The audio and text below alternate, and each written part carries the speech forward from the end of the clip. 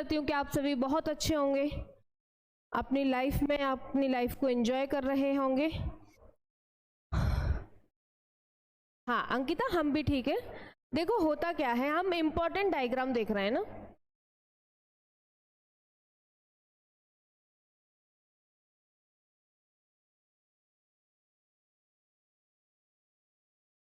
Important diagram देख रहे हैं। देखिए अब पूछ रहे हैं कुछ बच्चे, मैम कितने नंबर के आते हैं डायग्राम? तो देखो कभी कभी क्या होता है, सिर्फ 3 नंबर में, मान लीजिए सिर्फ 3 नंबर में आपसे पूछ लेगा या 2 नंबर में आपसे पूछ लेगा कि पराग कण का नामांकित चित्र बनाइए। ठीक है, ये क्वेश्चन भी काफी बार पूछा गया है। पराग कण का नामांकित चित्र बनाइए। ऋषभ गुप्ता है, लवकेश, सुमित, साहिल, वंदना। चलो very good morning, very welcome सबका। ठीक है, तो मान लीजिए क्वेश्चन पूछ लिया आपसे 2 या 3 नंबर में कि पराग कण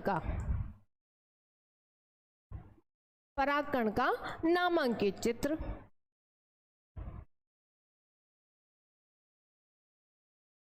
अब ये सिर्फ आपसे मान लीजिए 2 नंबर में पूछ लिया है और सिर्फ आपसे क्या पूछा है, सिर्फ और सिर्फ भाई डायग्राम ही पूछा है। उन्होंने आपसे कुछ नहीं पूछा परागकण कहाँ पाए जाते हैं, मेल पार्ट है, फीमेल पार्ट है, क्या नहीं है, उनको कोई लेना देना नहीं है। सिर्फ 2 नंबर में उन्होंने आपसे डायग्राम पूछ लिया। तो देखो 2 नंबर के डायग्राम में है क्या, आपको ये बनाना है परागकण, हम आपको बता भी चुके हैं 2 लेयर बनानी है। कौन कौन सी? एक्साइन और इंटाइन। कौन सी लेयर बनानी है? एक्साइन और इंटाइन, 2 लेयर बनानी है। ठीक है, अंदर वाली क्या हो जाती है हमारे पास में? इंटाइन। थोड़ा सा गड़बड़ हो गया है, हाँ ऐसे करके देखेंगे। अब बीच में देखिए क्या पाया जाता है, इसमें 2 सेल पाई जाती हैं, वेजिटेटिव सेल और जेनरेटिव सेल। वेजिटेटिव सेल और जेनरेटिव सेल, 2 टाइप की सेल पाई जाती हैं। ठीक है, 2 टाइप की इसमें आपको सेल पाई जाएंगी।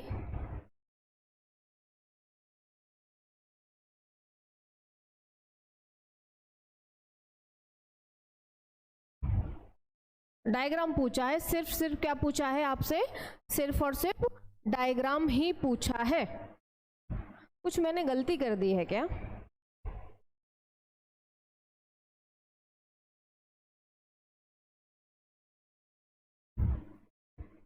गलती तो हुई है। गलती हुई क्या है? गलती हुई है ये जो मैंने डायग्राम बनाया है ना, यही वाला, इसी में गलती हुई है।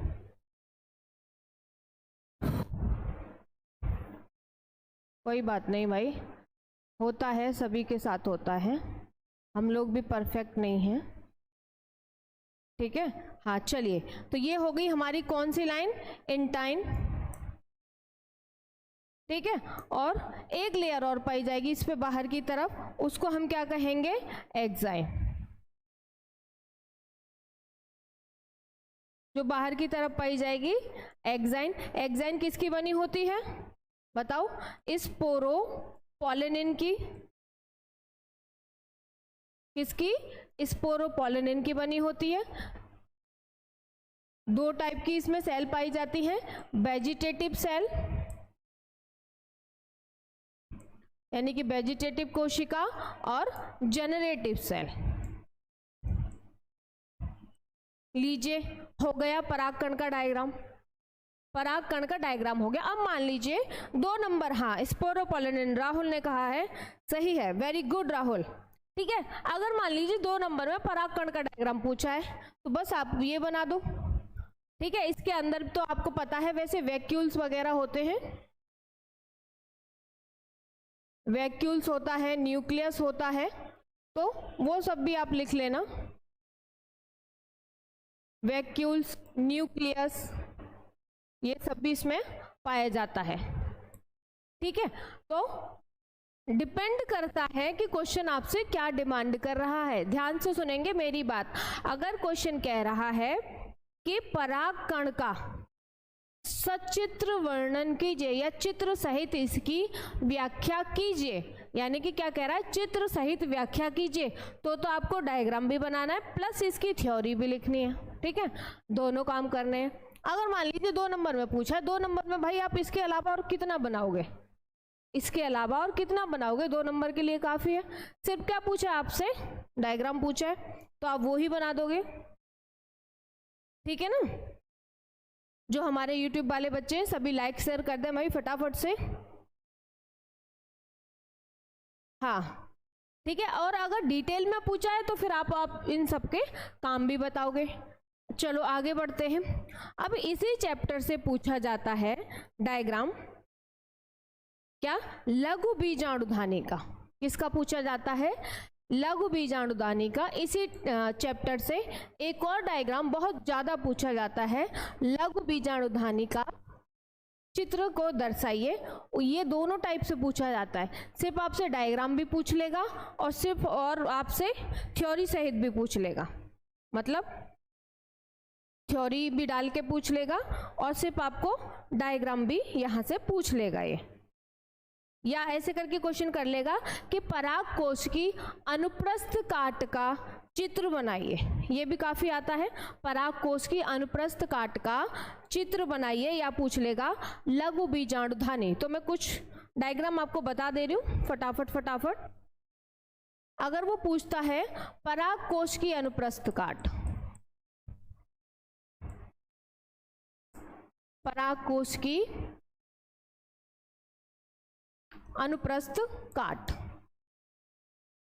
का चित्र, ठीक है। पराग कोश की अनुप्रस्थ काट का अगर आपको डायग्राम बनाना है तो आप क्या बनाओगे।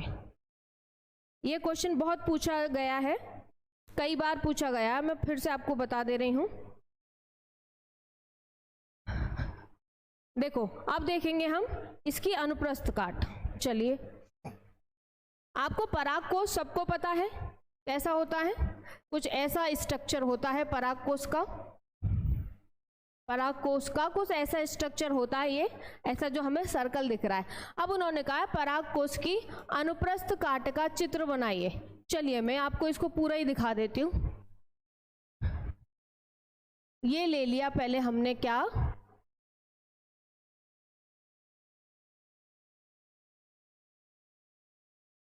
ये ले लिया हमने पूरा का पूरा पुंकेसर ले लिया। क्या ले लिया, पूरा का पूरा हमने यहाँ पर ये एक पुंकेसर ले लिया। ठीक है, ये क्या है, तंतु, और ये क्या है, पराग कोश। क्या है ये, पराग कोश। अब पूछा है, अब वो पूछ रहा है कि ये जो पराग कोश है इसकी अनुप्रस्थ काट, पराग कोश की अनुप्रस्थ काट, यानी कि ये जो पराग कोश है इसकी ऐसी अनुप्रस्थ काट, अनुप्रस्थ काट। तो पराग कोश की अनुप्रस्थ काट हम जब काटेंगे तो ये हमको कुछ 2-3 टाइप से नजर आएगा।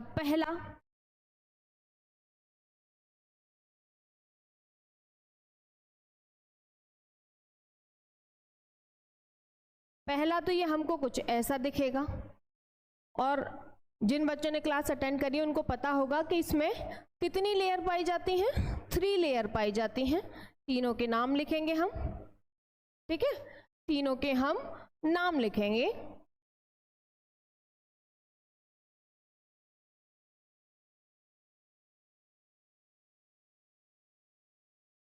अब ये पूछा है इसकी अनुप्रस्थ काट, ये हो गई इसकी अनुप्रस्थ काट। डायग्राम की बहुत अच्छे से स्पीड में आप मतलब प्रैक्टिस कीजिए, जितनी आपकी स्पीड रहेगी उतना सही रहेगा। सबसे बाहर वाली लेयर एपिडर्मिस, सेकंड वाली लेयर एंडोथीशियम, एंडोथीशियम, और ये वाली layer middle layer, middle layer. ठीक है, ये जो बीच में है ये है कनेक्टिंग टिश्यू कह सकते हैं, कनेक्टिव टिश्यू, क्या है ये? Connective tissue. ठीक है, अब ये जिस साइड में आपको हमको 4 दिख रहे हैं, ये क्या है? ये है अंदर का टेपिटम। क्या है? टेपिटम है ये अंदर वाला, जिसमें क्या भरे रहते हैं, जिसके मतलब जिसका काम क्या होता है? जिसका काम होता है पराग कण को पोषण देने का। क्लियर भाई यहाँ तक? डायग्राम पराग कोश की अनुप्रस्थ काट। तो देखिए इसका डायग्राम एक और बनेगा, ये वाला।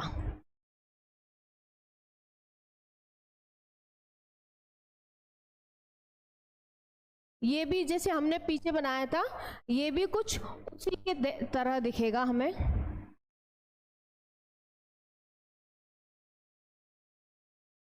ये भी हमें उसी की तरह कुछ कुछ ये नजर आएगा। थोड़ा सा इसको ऊपर कर लेते हैं। चलिए जी,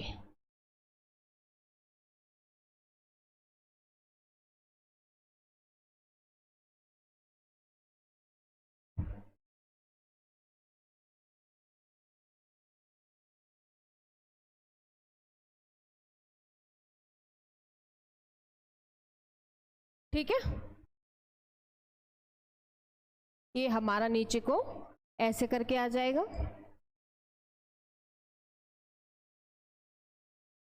ये नीचे को थोड़ा हमारा ऐसे करके ये आ जाएगा। अब देखिए, अब ये हमने उसकी वो तो थी कैसी? अनुप्रस्थ काट, यानी कि ये जो वो था क्या बोलते हैं, परागकोश जो था, परागकोश की बात कर रहे हैं ना, जो परागकोश था उनकी उसकी अनुप्रस्थ काट थी ना। जैसे ये हमारा परागकोश था,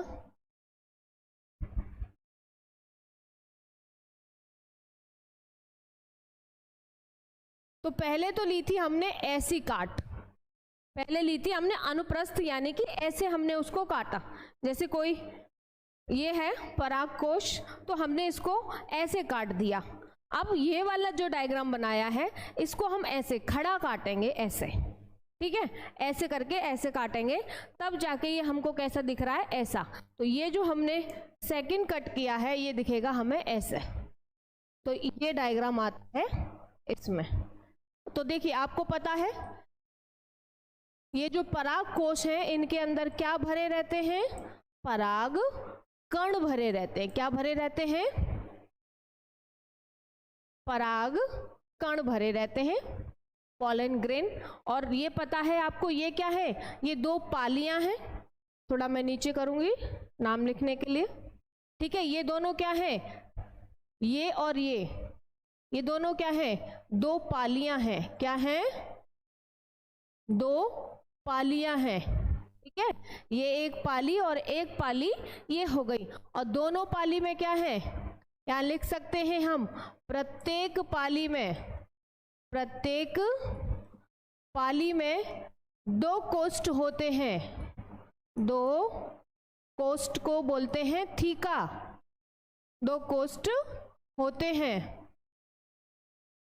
थोड़ा सा लाइन टेढ़ी मेढ़ी चली गई होगी, कोई बात नहीं है। ठीक है, क्लियर रहेगा? चलो वेरी गुड। तो एक हो गया ये वाला डायग्राम, ठीक है ना? एक हो गया ये वाला डायग्राम। 2 पाली हो गई, एक लेफ्ट और एक राइट। इस वाले को लिख देंगे हम राइट, यानी कि दाई पाली। दाई पाली हो गई ये, और इधर वाली क्या हो गई? ये बाई पाली। इंग्लिश में हम इसको लेफ्ट लोब और राइट लोब कहते हैं। क्या कहते हैं? लेफ्ट लोब और राइट लोब हम इसको कहते हैं। हाँ, टोटल 4 होते हैं। राम प्रताप कह रहे हैं, बिल्कुल सही है। अभिषेक यदुवंशी, आपका भी आंसर सही है। राशिद ने भी सही कहा है, 2 परागकोश में 2 पालियां होती हैं। Very good. सुमित यादव कह रहे हैं मैम पेपर में कौन सा डायग्राम बनाना है? अब सुमित सुनिए, और भी बच्चे सुनिए। ये डायग्राम मैं आपको क्यों बता रही हूं, अगर पूछे परागकण की अनुप्रस्थ काट तो आप ये बनाओगे, अगर पूछे परागकण की लंबवत काट तो आप ये बनाओगे। जो क्वेश्चन की डिमांड है, क्वेश्चन आपसे क्या पूछ रहा है, क्वेश्चन को आपसे क्या चाहिए, क्या वो आपसे डिमांड कर रहा है, उसके अकॉर्डिंग आप डायग्राम बनाओ। ठीक है, उसके अकॉर्डिंग आप डायग्राम बनाएंगे।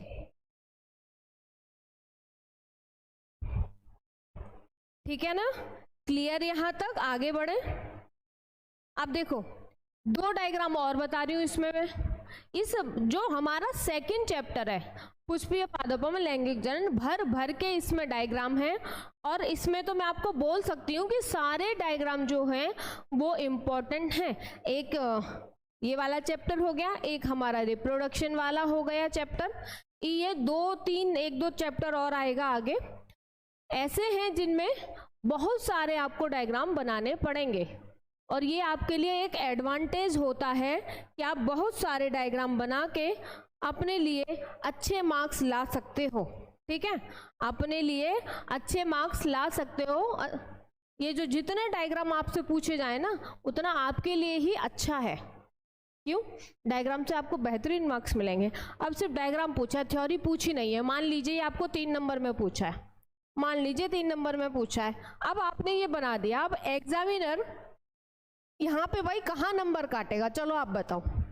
3 नंबर का क्वेश्चन है, सिर्फ आपसे ये डायग्राम पूछा है, आपने बना दिया, तो जो कॉपी चेक कर रहा है एग्जामिनर, वो कहाँ नंबर काटेगा भाई इस पे? अब वो ये सोचेगा कि मैं इस बच्चे को 2 नंबर दूं, कि पूरे 3 दे दूं, 2 दूं कि 3 दूं, 2 दूं कि 3 दूं। ठीक है, तो यहाँ पे पूरे चांस रहते हैं आपके पूरा 3 में से 3 मार्क्स मिलने के डायग्राम में। थ्योरी में कभी कभी ये होता है कि 4 नंबर की थ्योरी है, एग्जामिनर ने 2.5 नंबर दे दिया, 3 नंबर दे दिया, या बच्चे कुछ भी उल्टा सीधा लिखा है तो 1 ही नंबर दे दिया कि चलो छोड़ो, इनको कुछ नहीं आता जाता। डायग्राम से एक इम्प्रेशन पड़ता है आपका, जो आपकी कॉपी को चेक कर रहा है वो आपका डायग्राम, वो आपकी नोटबुक को जैसे ही पेज को पलटेगा तो पलटते ही उसको आइडिया हो जाएगा कि हाँ भाई बच्चे को आता है। क्यों? क्योंकि आपने डायग्राम बनाए हैं, लेबलिंग की है, नाम लिखे हैं सारे, तो उसको तुरंत आइडिया हो जाता है कि हाँ भाई बच्चे को आता है, तो वो इसलिए पूरे मार्क्स मिलते हैं आपको।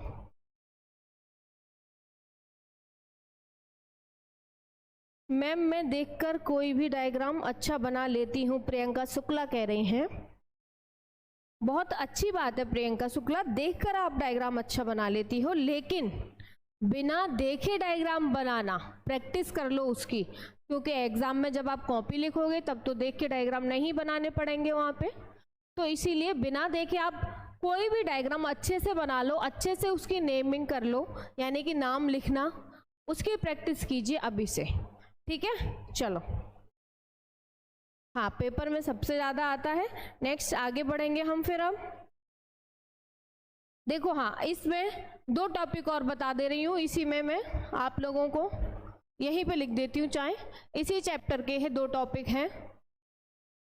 कहाँ लिखे हैं? यहाँ लिख देती हूँ, इस बॉक्स बना के एक।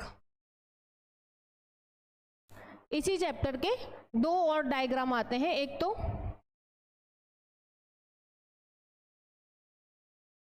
लघु बीजाणु जनन और एक गुरु बीजाणु जनन।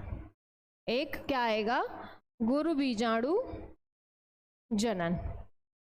ठीक है, यहां से पूछ लिया जाएगा। ये हो गए। एक क्या था? परागकोश का परागकण का वर्तिकाग्र पर अंकुरण। हाँ, एक ये वाला डायग्राम भी पूछा जाता है। परागकोश का वर्तिकाग्र पर अंकुरण। ठीक है, ये जो मैंने 2-3 टॉपिक लिखे हैं ये इसी चैप्टर के हैं, यहां से भी ये डायग्राम पूछ लिए जाते हैं। चलो आगे बढ़ते हैं। अब आ जाते हैं हम हमारा जो बहुत ज्यादा आप लोगों से पूछा जाता है, मेल तथा फीमेल रिप्रोडक्टिव सिस्टम। से जो डायग्राम पूछे जाते हैं, मेल तथा फीमेल रिप्रोडक्टिव सिस्टम से जो डायग्राम पूछे जाते हैं, अब हम उस डायग्राम पे आ जाते हैं। ठीक है, देखो मैंने पहले आप लोगों को पहले भी एक डायग्राम बनाया था, फिर से बता रही हूँ। कुछ बच्चे कह रहे थे मैम बुक में दूसरा दे रखा है, तो बुक में जो दूसरा डायग्राम दे रखा है ना, उसे रहने दो, वो आपको बहुत टफ पड़ेगा, वो आप बना भी नहीं पाओगे, और अगर आपने बना दिया तो एग्जामिनर को कुछ समझ में नहीं आएगा कि आपने क्या बनाया। तो जो डायग्राम ऑप्शन में दे रखा होता है ना भाई, उसने क्या पूछा है, मेल रिप्रोडक्टिव सिस्टम, तो आपको डायग्राम बना के बताना है, आपको डायग्राम बना के बताना है, चाहे वो वाला बनाइए चाहे ये वाला बनाइए, इजी आपको जो पड़ेगा आप वो वाला बनाइए। समझ रहे हो सारे बच्चे? नहीं, हाँ लेसन 3 पे ही आ रहे हैं भाई, नो टेंशन, लेसन 3 पर ही आ रहे हैं। चलिए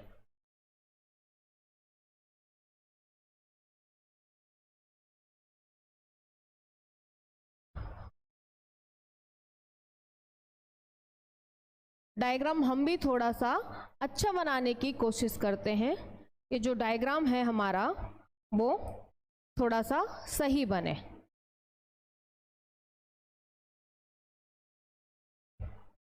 ठीक है, अब देखिए यहां पर रहेगा एक स्पेस, दोनों साइड में ऐसे कर दे रही हूं, यहां पर क्या रहेगा, स्पेस रहेगा यहां पर। ये क्या है, ये जो स्पेस रहता है इसको हम ऐसे कर देंगे।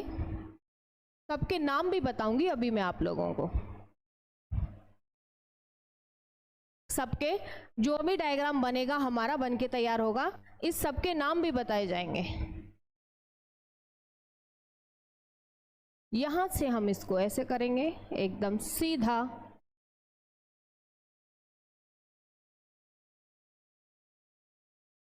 ठीक है, यहां पर ऐसे ले आएंगे। डायग्राम बनाने की टेक्निक को देखा करो, पहले आपने इतना बना दिया, इतना कंप्लीट कर लिया ये, ठीक है, इतना बना के ये कंप्लीट कर लिया। अब हम इसका ऊपर वाला जो पोर्शन है उसको कंप्लीट करेंगे, ये वाले को।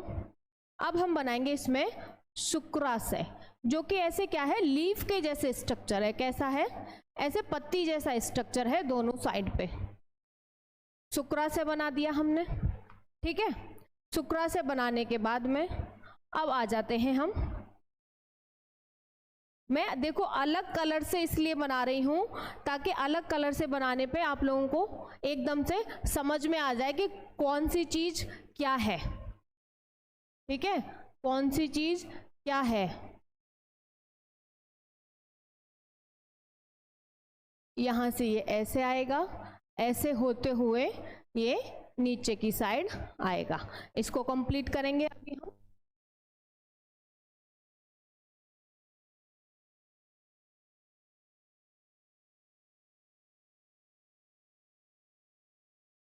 ठीक है, इसको कंप्लीट कर लेंगे नीचे को। ये कहाँ, ये क्या बनाएगा, ये बनाएगा हमारा टेस्टिज वाला पार्ट। क्या बनाएगा, ये टेस्टिज वाला पार्ट बनाएगा। तो देखिए इसको हम बना लेंगे ऐसे,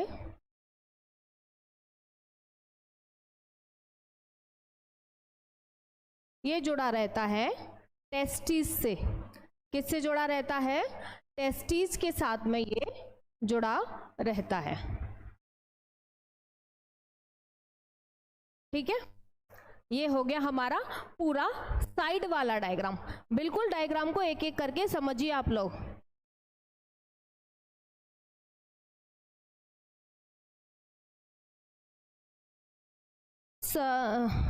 सरिता देवी, देखो मानव जो जनन है उसी का डायग्राम हम ये आपको बता रहे हैं, ठीक है। अब यहाँ पे एक ऐसा स्ट्रक्चर होता है, उसको बना लीजिए, ठीक है। उसके बाद में एक और स्ट्रक्चर होता है यहाँ पर, उसको भी कंप्लीट करेंगे। लीजिए जी, हमारा डायग्राम कंप्लीट होने पर है। अब देखिए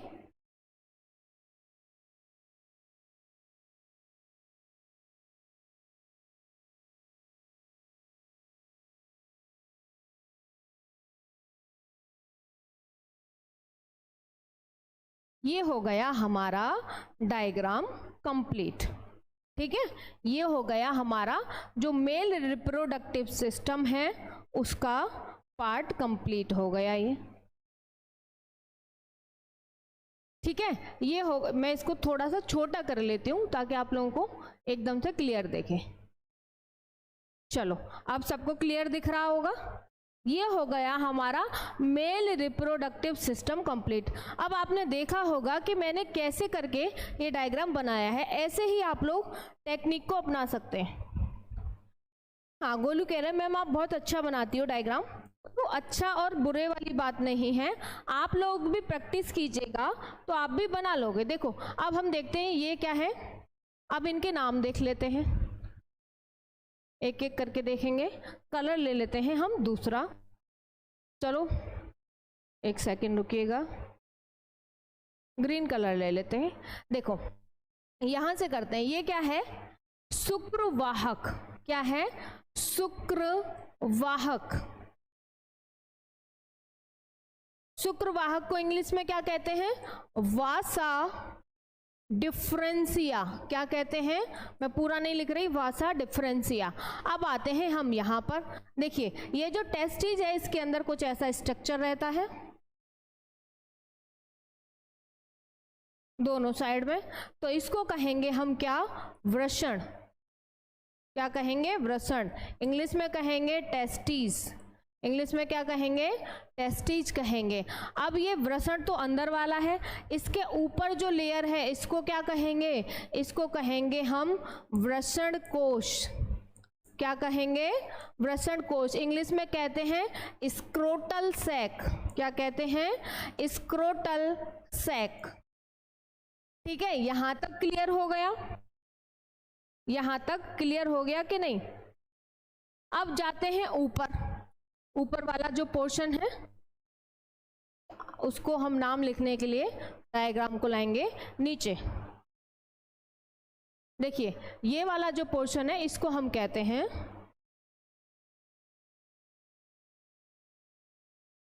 हिंदी में कहेंगे इसको हम मूत्राशय, और इंग्लिश में कहेंगे हम क्या, यूरिनरी ब्लैडर।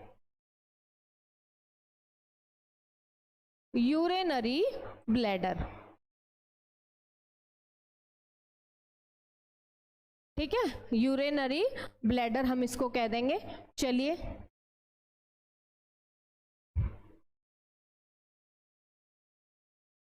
क्लियर सभी को। चलिए अब ये जो हमने इतना ताम झाम बनाया है, अब हम बात कर लेते हैं कि इन सब के क्या नाम है। इन सब के आप लोग डायग्राम भी साथ में बना लीजिएगा, जिनको नहीं आता है उनकी हम बात कर रहे हैं। ठीक है, चलो अब आ जाते हैं हम यहाँ पर। ये जो दो लीफ जैसे स्ट्रक्चर दिख रहे हैं इसको हम कहते हैं शुक्राशय। क्या कहते हैं, शुक्राशय। अब शुक्राशय से नीचे ये जो ये देखो ऐसा थोड़ा डायग्राम है, ये ऐसा शेप में, इसको हम कहते हैं पुरुष ग्रंथि। हिंदी में पुरुष ग्रंथि, और इंग्लिश में कहते हैं हम इसको प्रोस्टेट।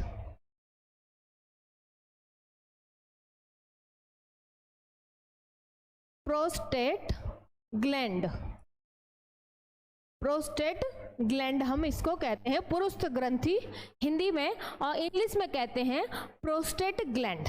ठीक है, अब आते हैं उसके नीचे वाले डायग्राम पे। इसको कहते हैं हम क्या, इसको कहते हैं हम काउपर्स ग्रंथि। क्या कहते हैं, काउपर्स ग्लैंड कहते हैं। ये वाला जो डायग्राम है हमारा, ये काउपर्स ग्लैंड। अभी काउपर्स ग्लैंड को हिंदी में क्या कहते हैं, थोड़ा अजीब सा नाम है, मुझे याद नहीं आ रहा फिलहाल, देख लेती हूं अगर कहीं हिंदी का नाम लिखा हो काउपर्स ग्लैंड का तो। हाँ है, केद मूत्र पद। अजीब सा नाम है भाई, केद मूत्र पद, इसीलिए हम कहते हैं इंग्लिश में याद रखा करो। ठीक है, अब देखो ये जो काउपर्स ग्लैंड है इसका एक और नाम है, वो है वॉल्वो यूरेथ्रल। Urethral gland. अब इसमें आपको कंफ्यूजन में नहीं रहना है। अगर कोई पूछ ले कि काउपर्स ग्लैंड या लिखा आ जाए बल्बो यूरेथ्रल ग्लैंड, तो आपको कंफ्यूजन में नहीं आना है कि अरे भाई ये क्या, हमने तो काउपर्स ग्लैंड पढ़ा था, बल्बो यूरेथ्रल ग्लैंड कहाँ से आ गई। ठीक है, ऐसे आपको कंफ्यूजन में नहीं आना है। आगे बढ़े फिर। अब देखो ये जो पार्ट है इसको हम कहते हैं क्या, पेनिस। हिंदी में कहते हैं सिस्न, सिस्न। ठीक है, और ये बिल्कुल इसका आगे वाला पार्ट है, इसको कहते हैं सिस्न मुंड। ऐसे तो बहुत, हम थोड़ा थोड़ा भी आगे बढ़ेंगे तो बहुत सारे नाम हो जाएंगे। अब ये जो बाहर वाला जो ये लेयर है इसको हम कहते हैं फोर स्किन। क्या कहते हैं, फोर स्किन। यानी कि जो पेनिस है उसके ऊपर वाली लेयर जो होती है उसको हम कहते हैं फोर स्किन। तो मैं उम्मीद करती हूँ आपको ये डायग्राम क्लियर हो गया होगा सभी बच्चों को। ये है हमारा मेल रिप्रोडक्टिव सिस्टम का डायग्राम। अब देखो मेल रिप्रोडक्टिव सिस्टम में लॉन्ग में क्वेश्चन पूछता है, ध्यान से सुनिएगा। ज्यादातर मैं बोल रही हूँ आपको लॉन्ग में ही क्वेश्चन आपको पूछेगा। जिन बच्चों ने नहीं बनाया वो बना लीजिए। लॉन्ग में ही क्वेश्चन पूछेगा कि नर जनन तंत्र का चित्र सहित व्याख्या कीजिए। और ये क्वेश्चन ऐसा क्वेश्चन है, नर तथा मादा जनन तंत्र, जो हर बार पूछा ही जाता है, और वो भी लॉन्ग में। लॉन्ग में नहीं तो 5 नंबर में, नहीं तो 4 में पूछ लेगा, 3 में। पर ये क्वेश्चन ऐसा है जो हर बार आपको गारंटेड पूछा ही जाता है। ठीक है, ये हो गया हमारा मेल रिप्रोडक्टिव सिस्टम। अब हम देखेंगे, जल्दी से बताओ ये क्लियर है कि नहीं, फिर हम फीमेल रिप्रोडक्टिव सिस्टम की तरफ बढ़ते हैं।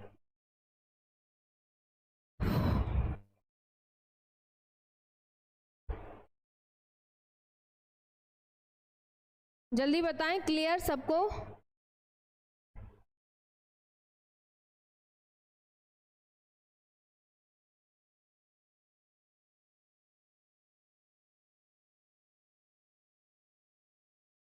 लवकेश कह रहा है मैम मुझे तो हिंदी सही लगती है। तो देखो लवकेश, मैंने हिंदी इंग्लिश दोनों में लिखा है। अब कोई बच्चा यहाँ पे ये नहीं कह सकता कि मैम आपने इंग्लिश में लिख दिया, मुझे समझ में नहीं आया। मैंने हिंदी इंग्लिश दोनों में ही आप लोगों के नाम, आप लोगों के लिए नाम लिखे हैं। यहाँ पर लिख दूं थोड़ा सा, कहीं इधर लिख देते हैं, मेल रिप्रोडक्टिव सिस्टम।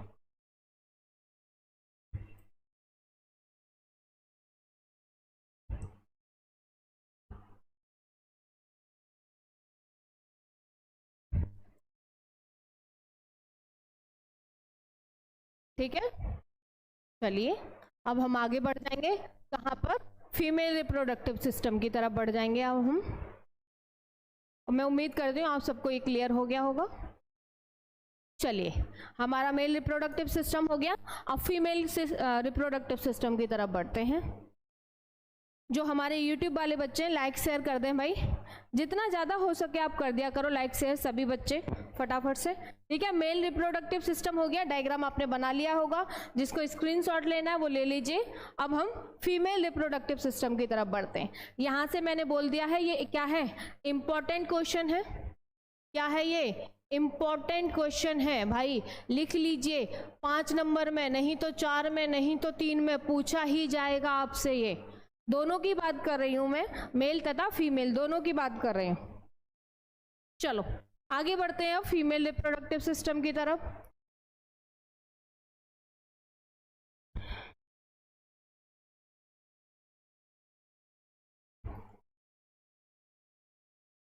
क्लास कब तक चलता है, क्लास चलता है 6 से 7। ठीक है, अच्छा लवकेश कह रहा है मैंने भी बहुत बार बनाया है। जिन्होंने बहुत बार बनाया अच्छी बात है।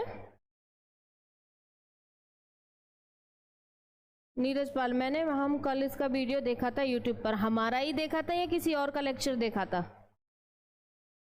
नहीं। अंशु भारती कह रहे हैं मैम एग्जाम में डायग्राम कलरफुल पेन से बना सकते हैं, तो उसके लिए मैं आपको कहूंगी नो, बिल्कुल नहीं। आप एग्जाम में कलरफुल पेन से डायग्राम नहीं बना सकते हो। ठीक है, आप सिर्फ 2 ही पेन का यूज कर सकते हो, ब्लैक और ब्लू। सिर्फ 2 पेन का यूज आप कर सकते हैं, एक ब्लैक पेन और एक ब्लू पेन। वो भी रहेगा आपका कैसा, वॉल पेन रहेगा, जेल पेन नहीं होना चाहिए, याद रहे। जेल पेन एग्जाम में आप यूज नहीं करोगे, जेल पेन यूज करोगे तो कॉपी पे वो सब मामला खराब कर देगा आपका, ठीक है। लिखा होता है साफ साफ, जेल पेन का यूज ना करें, वॉल पेन ही यूज करें, वो भी कैसा, ब्लैक और ब्लू जेल पेन का इस्तेमाल करें।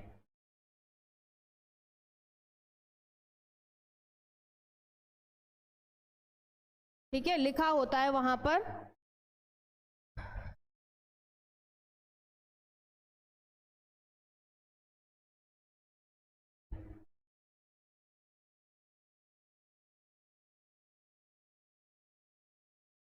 अरे भाई क्यों गलत हो रहा है। चलिए भाई, मैं ये नहीं कहूंगी बहुत अच्छा बना, अच्छे की प्रैक्टिस आप लोग कीजिएगा, ठीक है। अब हम कहां पर आ जाते हैं, फीमेल रिप्रोडक्टिव सिस्टम पर हम आ गए।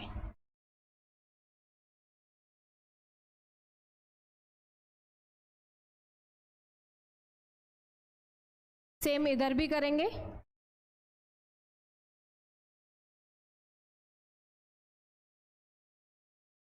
यहां से हमारा डायग्राम कुछ ज्यादा ही ऊपर चला गया है, अब ठीक है।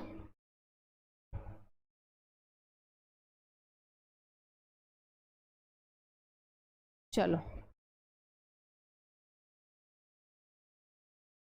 चलिए, ये है हमारा ओवरी और एग।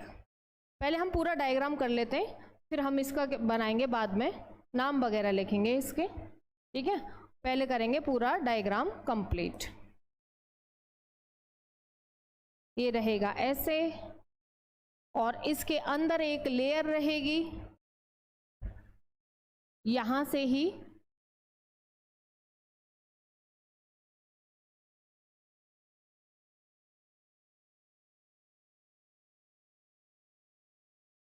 दोनों साइड से रहेगी ये ऐसे,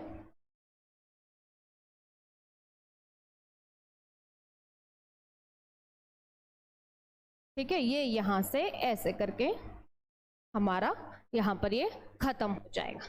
चलिए अब देख लेते हैं हम एक एक करके इसके नाम वगैरह सब कुछ। क्या हुआ भाई, देखो चलो इधर ध्यान दीजिए, ये हमारा कौन सा पार्ट है, ये है ओवरी। क्या है ये है अंडाशय। अंडाशय को इंग्लिश में कह देते हैं हम ओवरी, ठीक है। ये जो ओवरी होती है ये एक लिगामेंट से जुड़ी रहती है। ये जो ओवरी है ना, ये एक ऐसे यूटेरस से और फिम्बरी से एक लिगामेंट से जुड़ी रहती है, उसको हम कहते हैं मीजोबैरियम लिगामेंट। मीजोबैरियम लिगामेंट। अब देखो इसका क्या मतलब होता है, इसका मतलब होता है कि ये जो एक स्किन की पतली लेयर होती है, ये ओवरी को गर्भाशय से और फैलोपियन ट्यूब से ऐसे एक झल्लर की तरह जोड़ के रखती है। ओवरी हवा में लटकी हुई तो नहीं होगी, तो ये जो मीजोबैरियम लिगामेंट है ये यूटेरस से और फैलोपियन ट्यूब से एक लेयर के जरिए ओवरी को कनेक्ट रखती है। अब हम बात करते हैं कि जो हमारा यूटेरस होता है उसकी 3 लेयर होती हैं, कौन कौन सी पता है सबको? नहीं। सबसे बाहर वाली पेरीमेट्रियम, भाई मैंने नाम इधर लिखने थे, ये हटा देती हूँ, यहाँ 3 नाम आ जाएंगे। चलो सबसे बाहर वाली लेयर को हम क्या कहेंगे, सबसे बाहर वाली लेयर को पेरीमेट्रियम, परिगर्भाशय, हिंदी में कहेंगे परिगर्भाशय, और इंग्लिश में कहेंगे पेरीमेट्रियम, ठीक है, पेरीमेट्रियम। और जो ये मिडिल में है, देखिए ये जो बीच में है ये वाली लेयर, बीच में, यहाँ पे मैं नीचे की साइड आ गई हूँ और कोई बात नहीं आप लोग समझ जाइएगा, जो मिडिल वाली लेयर होती है गर्भाशय की, उसको हम कहते हैं गर्भाशय पेशी स्तर। क्या कहते हैं? गर्भाशय पेशी स्तर, पेशी स्तर। इंग्लिश में क्या कहेंगे इसको हम? इंग्लिश में हम इसको कहते हैं मायोमेट्रियम। क्या कहते हैं? मायोमेट्रियम। चलिए अब आ जाते हैं सबसे अंदर वाली लेयर पे, जो कि हमने ये येलो कलर से बनाई है। इसको हम कहते हैं, जो सबसे अंदर वाली लेयर है, इसको हम कहते हैं अंतः गर्भाशय। हिंदी में अंतः गर्भाशय, इंग्लिश में कहते हैं एंड्रोमेट्रियम। एंडोमेट्रियम, ठीक है। तो गर्भाशय की ये 3 लेयर होती हैं, तीनों के नाम लिख दिए हैं, पेरीमेट्रियम, मायोमेट्रियम और एंड्रोमेट्रियम, ठीक है। तीनों के नाम लिख दिए हैं। अगर हम यहाँ पर नीचे की बात करें तो ये क्या है? ये है यहाँ पर वेजाइना, जिसको हम हिंदी में कहते हैं योनि, और उसके हम नीचे जाएंगे तो वो है क्या? ग्रीवा, जिसको हम कहते हैं सर्विक्स। सर्विक्स, और हिंदी में कहते हैं हम ग्रीवा। हिंदी में क्या कहते हैं? ग्रीवा कहते हैं। और उसके भी नीचे अगर हम जाएंगे तो ये आ जाता है सर्विकल कैनाल। क्या आ जाता है? Cervical canal. सर्विकल कैनाल को हम कहते हैं हिंदी में ग्रीवा नाल। क्या कहते हैं? ग्रीवा नाल। ये हो गया पोर्शन इतना। अब हम ऊपर बात करते हैं। चलिए अब हम यहाँ पे बात करते हैं, इसको थोड़ा नीचे कर लेंगे ताकि मैं इजीली नाम लिख पाऊँ भाई। यहाँ तक क्लियर? जल्दी बताएं, फिर आगे बढ़ते हैं। देखिए ये जो थोड़ा सा मैं और नीचे कर लूंगी डायग्राम, नाम लिख देती हूँ। ये जो ऊपर वाला पोर्शन होता है इसको हम कहते हैं इस्थमस। इसको हम क्या कहते हैं? मेरा हाथ नहीं पहुंच पा रहा इसलिए मैं नीचे कर लेती हूँ, बाद में हम ऊपर कर देंगे इसको। इस्थमस, ठीक है, इस्थमस। इसको हम कहेंगे मिडिल वाले पार्ट को, इस्थमस के नीचे इनफंडिबुलम। क्या कहेंगे? इनफंडिबुलम। हिंदी में इसको कीप कहते हैं, कीप। और ये यहाँ पे आ जाते हैं, इसको हम कहते हैं फिम्बरी। क्या कहते हैं? फिम्बरी कहते हैं। हिंदी में फिम्बरी को कहते हैं हम झल्लरी। हिंदी में कहते हैं हम फिम्बरी को झल्लरी। और हाँ, इसको कहते हैं तुम्बिका। तुम्बिका। अब देखिए मैंने 3 नाम लिखे हैं, इस्थमस, इनफंडिबुलम और फिम्बरी, ठीक है। इस्थमस, एम्पुला, एम्पुला रह गया भाई, हाँ इस्थमस, हाँ एम्पुला रह गया, इसमें इनफंडिबुलम लिख दिया है हमने, इस्थमस रहेगा। इस्थमस को कहते हैं, ये तुम्बिका हमने गलत लिख दिया है, ये यहाँ पर एक नाम और रह गया इस्थमस, और ये यहाँ पर आएगा एम्पुला। एम्पुला को कहते हैं तुम्बिका, ठीक है। एम्पुला को कहते हैं तुम्बिका। तो इस्थमस, एम्पुला तथा इनफंडिबुलम, ये 3 नाम रहेंगे। और इस्थमस को कहते हैं संकीर्णन, कुछ ऐसा करके कहते हैं। तो एक चीज याद रखिएगा, ये जो 3 नाम लिखे हैं हमने, इस्थमस, एम्पुला और इनफंडिबुलम, ध्यान से सुनिएगा। इस्थमस, एम्पुला और इनफंडिबुलम, ये तीनों जब आपस में मिल जाते हैं, या हम ये कह सकते हैं कि इन्हीं तीनों को मिलाकर, ध्यान से सुनिएगा, इन्हीं तीनों को मिलाकर किस किस को मिलाकर, किन तीनों को, एक एक लिख देती हूं वर्ड, कौन कौन सा? आई यानी कि इस्थमस, ए यानी कि एम्पुला, फिर आई यानी कि इनफंडिबुलम, आई ए आई, इनफंडिबुलम, एम्पुला और इस्थमस, इन्हीं तीनों को मिला के हम कह देते हैं क्या? Fallopian tube. क्या कह देते हैं? Fallopian tube. क्लियर रहेगा। और ये जो वाला पोर्शन है हमारा, ये वाला, इसको हम कहते हैं क्या, यूटेरस फंडस, यानी कि लिख देते हैं पहले इंग्लिश में, यूटेरस फंडस, यूटेरस फंडस हम इसे कहते हैं, ये वाले पोर्शन को। मैं उम्मीद करती हूँ आपको ये क्लियर होगा। थोड़ा सा डायग्राम हमें करना पड़ेगा छोटा, हाँ इतना छोटा करना पड़ेगा तब सारे नाम आ पाएंगे। ठीक है, ये हो गया हमारा फीमेल रिप्रोडक्टिव सिस्टम क्लियर। चलो इसका तो नाम भी तो लिख दें भाई, नाम भी तो लिख दें, female reproductive system, female reproductive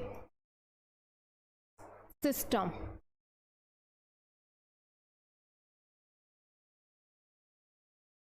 ठीक है, क्लियर होगा सभी को। ये हो गया हमारा फीमेल रिप्रोडक्टिव सिस्टम क्लियर। ठीक है, ये डायग्राम हमारा कंप्लीट हो गया है। क्लियर ना।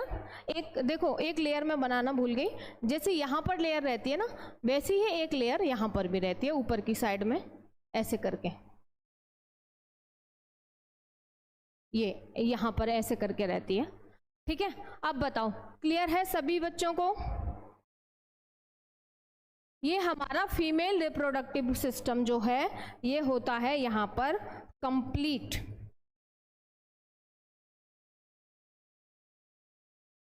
को कैसा लगा? ठीक है, चलो आज यहीं खत्म करते हैं, कल मिलेंगे। बाय बाय, टेक केयर, तब तक अपना ख्याल रखें।